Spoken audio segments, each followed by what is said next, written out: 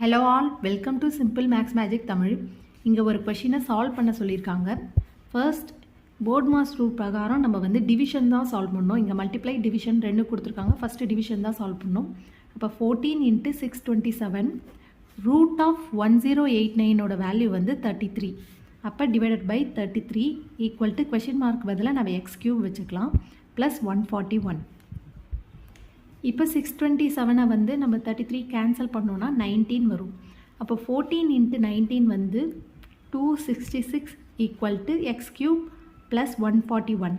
இப்போ இந்த 141 இந்த பக்கம் வந்துச்சுன்னா மைனஸில் வரும். அப்போ x³ equal to 266 minus 141 equal to 125. இப்போ இந்த 125ஐ நம்ம 5³ எழுதலாம். x³ equal to 5³.